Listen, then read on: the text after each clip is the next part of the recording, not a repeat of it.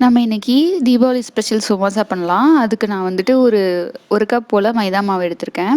அது கூட கலக்கிறதுக்காக 1 ஸ்பூன் உப்புல நான் கொஞ்சமா தண்ணி விட்டு நல்லா கலந்துட்டு, அந்த தண்ணிய நான் அதில சேர்த்துக்க போறேன். அப்போ உப்பு இந்த மாவுல நல்லா ஸ்ப்ரெட் ஆயிடும். அது கூடவே அடுத்ததா ஒரு 2 டீஸ்பூன் போல எண்ணெய் சேர்த்துக்கலாம். எண்ணெய நான் கொஞ்சமா வெது வெதுன்னு சூடு பண்ணி வச்சிருக்கேன். அந்த எண்ணெயிலேருந்து 2 டீஸ்பூன் எடுத்து இந்த மாவுல கலந்துக்கலாம். அப்போ மாவு இன்னும் நல்லா சாஃப்ட்டா வரும்.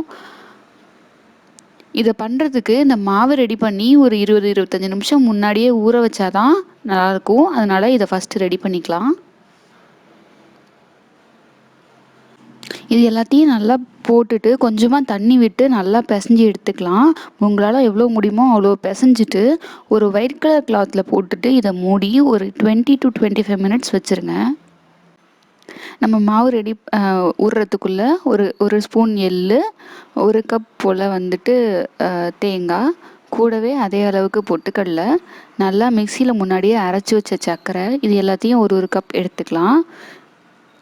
இது எல்லாத்தையும் வெறும் வாணலியில் வறுக்க போகிறோம். ஃபஸ்ட்டு எள்ளு நல்லா பொரியட்டும். இது இப்படியே நல்லா வெடித்து வந்ததுக்கப்புறமா எள்ளை எடுத்துட்டு அடுத்து பொட்டுக்கடலையை வறுத்துக்கலாம். இது கொஞ்சம் கலர் மாதிரி வர வரைக்கும் வறுத்துட்டு பொட்டுக்கடலையை எடுத்துட்டு அடுத்ததாக வந்து நம்ம தேங்காய் வறுக்க போகிறோம். தேங்காயும் வறுத்து எடுத்து வச்சு தேங்காய் இது மாதிரி தனித்தனியாக வர மாதிரி நல்லா வறுத்துக்கணும்.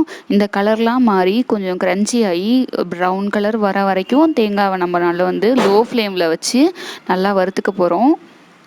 இப்போ பாருங்கள், நம்ம எதிர்பார்த்த மாதிரி ப்ரௌன் கலரில் தேங்காய் ரெடி ஆகிடுச்சு.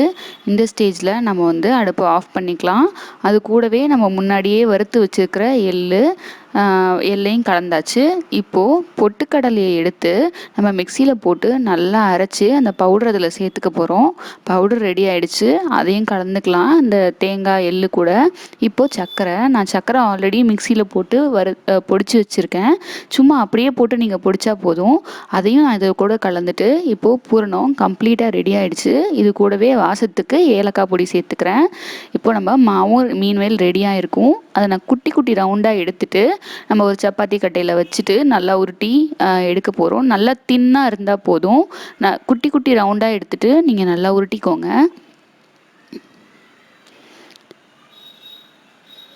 இப்போ நம்ம உருட்டி இது மாதிரி சின்ன பூரி மாதிரி நம்ம ரெடி பண்ணிக்கிட்டோன்னா நம்மளோட அவுட்டர் லேயர் ரெடி ஆகிடும்.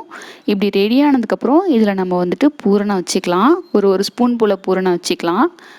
இந்த பூரணத்து கூடவே இந்த சமோசா ரெடியாக வரத்துக்கு சும்மா கொஞ்சமாக தண்ணி எடுத்து அந்த ஓரத்துல எல்லாம் ஃபுல்லாக வச்சுட்டு நீங்கள் ஒட்டினீங்கன்னா ஒரு சமோசா கூட பிரிஞ்சிக்கிட்டு வராது.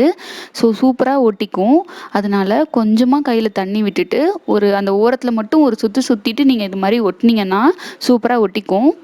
ஸோ இது மாதிரி நீங்கள் வந்து ட்ரை பண்ணுங்கள். யூஸ்வலாக நம்மளோடது பிரிஞ்சிரும். இதை நம்ம எண்ணெயில் போட்டு எடுக்க போகிறோம், அவ்வளோதான். இது மாதிரி எல்லா சமோசாவையும் ரெடி பண்ணி நம்ம வந்து முன்னாடியே வந்து பூரணம் வச்சுக்கலாம். அதுக்கப்புறம் ஒரு வாணலியில் எண்ணெய் வச்சுட்டு லோ ஃப்ளேமில் வச்சுக்கோங்க.